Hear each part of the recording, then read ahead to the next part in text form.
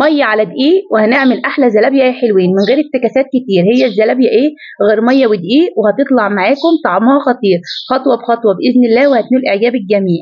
هنسمي بالله ونصلي على رسول عليه افضل الصلاه والسلام. شايفين بقى؟ ولا واخده اشكال خزعبليه ولا الكلام ده كله. هقول لكم تركايه واحده بس علشان تظبط معاكم. اول حاجه الكوبايه اللي هستخدم بها الدقيق هي اللي هستخدم بها الميه. كوبايه ميه عليها كوبايتين دقيق بنفس الكوبايه، معلقه خميره، حاجه بسيطه من الملح، معلقه سكر صغيره.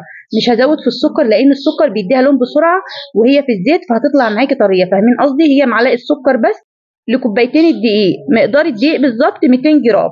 هنخل الدقيق. طبعا الدقيق طبعا بقول دايما انا بعاير الدقيق قبل ما بنخله، لان لما بتنخليه بيزيد معاكي كميه الدقيق لان بيدخلها هواء. نزلت بحاجه بسيطه برده من البيكنج باودر، نص معلقه صغيره، ونزلت بمعلقه لبن بودر. لو مش متوفره عندك هي بتعزز الطعم، مش متوفره استبعديها تماما. ولكل كوبايه 100 جرام من الدقيق عليها معلقه من الكاستر، افضل من النشا، بيساعدك في لون حلو كمان وبيديك القرمشه. مش متوفر عندك كاستر تقدري تستخدمي نشا، مفيش اي مشاكل. كده قوام العجينه معايا يا حلوين، ده القوام اللي هيديكي اشكال حلوه زي اللي شفتوها معايا، من غير بقى اشكال خزعبليه زي ما قلت لكم وتطلع معاكي سايحه والكلام من ده. نزلت برضو في الاخر بمعلقتين من الزيت، لكل كوبايه معلقه زيت. الزيت هنا فايدته ان هو بيعصب معاكي العجينه، بيخليها كده متماسكه. اهم حاجه بقى علشان الزلابيه تطلع معاكي مظبوطه لازم تخدميها في العجين، مش بنعجنها زي المعجنات العاديه بايديك الاثنين، لا، بتدخلي لها هواء زي ما انتم شايفين بنفس الطريقه كده. كل ما بتدخلي لها هواء بتساعدك ان هي تبقى معاكي قوامها حلو. هتعرفي ازاي ان هي كده مظبوطه معاكي؟ لما تيجي تمطيها تديكي مطه ما تقطعش. هي كده زي ما انتم شايفين معايا بتبدا تقطع، فانا لا، مش عاوزاها تقطع. افضلي اخدمي فيها وما تزوديش ميه. انا بالنسبه لي زي ما قلت لكم كوبايتين الدقيق نفس الكوبايه تستخدمي لها كوبايه ميه لكوبايتين الدقيق. القوام كده معايا مظبوط. خدمتها لمده 10 دقائق، هسيبها تريح بقى. تعالوا مع بعض نعمل الشربات. بنفس الكوبايه كوبايه ميه وكوبايه سكر، عصره نص ليمونه او شريحه ليمون، ارفعيها على النار لمده 8 دقائق، واول ما تبداي تطفي النار ابداي انزلي بالفانيليا. هنا احط معلقه عسل جلوكوز علشان ما تبقاش مسكره معايا قوي، وبتبقى ماده حافظه وبتديكي لمعه للزلابيه في العموم. هنا خلاص بعد ال8 دقايق زي ما اتفقنا هفصل النار، وحطيت الفانيليا. ليه بقى في الاخر؟ علشان ريحه الفانيليا ما تروحش معاكي اول ما تحطيها في الاول. الزلابيه هتاخد بالظبط في الحر معانا ده زي ربع ساعه مش اكتر من كده، ما تسيبهاش بقى فتره طويله هتسيح معاكي وتبقى مش متماسكه. بالظبط ربع ساعه وكانت خمرت معايا. الجو حر جامد، وهي شايفين بقى فقاعات الهواء اللي داخله جواها دي، خرجيها ما تسيبهاش فيها. وهقول لكم ليه تخرجوها، ولو سبتوها فيها هتشوفوا الشكل اللي حصل معايا دلوقتي. اللهم صل وسلم على سيدنا محمد. شايفين بقى المطه معايا؟ يعني اللي بيخلي الزلابيه تديكي اشكال كده مختلفه ومش مظبوطه بتخليها انت سايله.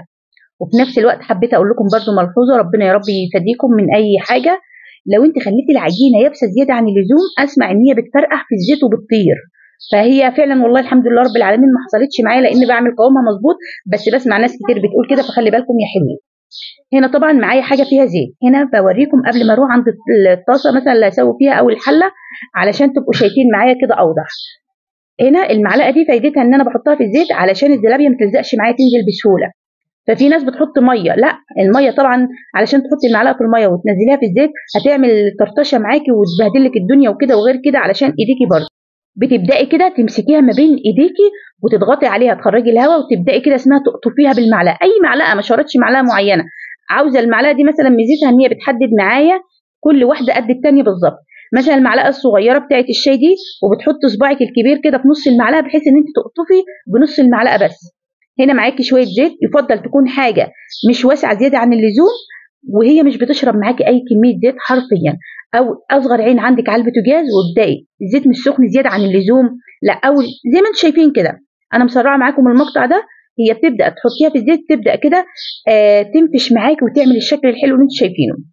اللهم صل وسلم على سيدنا محمد. زياده البيكنج باودر عن اللزوم بيخليها تشرب معاكي زيت، فالبيكنج باودر علشان ما تطلعش معاكي مكتومه حطيت للكوبايتين نص معلقه صغيره. يعني للكوبايه ما شاء الله، يعني الكوبايتين عملوا معايا شويه حلوين قوي. للكوبايه ربع معلقه صغيره. خلي بالكم هي حاجات بسيطه، بس اتمنى من كل قلبي ان المعلومات تكون واصله لكم مظبوط علشان تعملوا معايا احلى زلابيه باذن الله. في المرحله دي طبعا انا بالكبشه وكده ببدا احركها علشان تاخد معايا لون، كلها ما شاء الله حرفيا مكوره معايا، فانا عاوزاها كلها تاخد لون موحد. تقدري في المرحله اللي انتم شايفينها معايا تخرجيها على صينيه وترصيها من قبل ما تاخد معاكي اللون، وترصيها وتسيبيها تبرد تماما. بعد نص ساعه وتردي تاني، تسخني الزيت وتهدي النار بسيط، وتبداي تحمريها تاني علشان تديكي القرمشه. بما اني مش عامله كميه كتيره، وبما اني بصور وعاوزه انجز علشان انزل لكم الفيديو كده، فانا عطيتها وش واحد بس هي يفضل علشان تديكي قرمشه حلوه تديها وشين. يعني بتطلعيها وهي لونها ذهبي فاتح وتسيبيها تبرد اهم حاجه، وبعد كده تبداي تنزلي بيها تاني. انت بقى لو ما عملتيش الحركه ان انت بتضغطي عليها ما بين ايديك العجينه وكده علشان تخرجي الهواء منها، وسبت الهواء داخل العجينه، هوريكم واحده معايا كان الهواء موجود فيها فبتطلع شكلها مش حلو خالص. يعني هي حاجات تريكات سهله، بس شايفين بقى العين دي كده، دي الهواء اللي موجود فيها، فيفضل ان انت تضغطي عليها بايدك كده تخرجي الهواء. شرباتك يكون بارد تماما، وتقدري ممكن ما تنزليش بالشربات على الزلابيه، تقدري ترشي عليها سكر بودر وقرفه هتبقى حلوه قوي. تقدري مثلا صوصات، اي صوص متوفر عندك اللي هو الشوكولاته، او اللهم صل وسلم على سيدنا محمد. الجيلو الاحمر ده بيبقى حلو قوي في الصوصات، مش الجيلي يا حلوين. في فرق ما بين الجيلي اللي احنا عارفينه وده اسمه جيلو بتاع الصوصات كده، بتاع الحلويات، بتلاقيه متوفر في اي هايبر وعند اي عطار اللي انتوا شايفينه معايا ده. واتمنى بقى من الحلوين احلى لايك وشير علشان اوصلكم مني كل جديد ان شاء الله.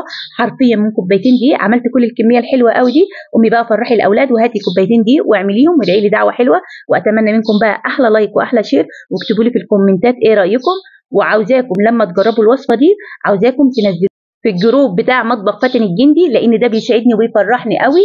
عاوزه كده بقى الوصفات الحلوه اللي انا بعملها معاكم تنزلوها لي في الجروب ده. واتمنى منكم برضو ان انتوا تقولوا لي ايه رايكم في الكومنتات، وقدميها بقى مع العيدان دي كده. العيدان دي مش غاليه برضو خالص، تقدري تجيبيها والاولاد كده ياكلوا بيها. كنت معاكم فاتن الجندي يا حلوين، اشوفكم على خير.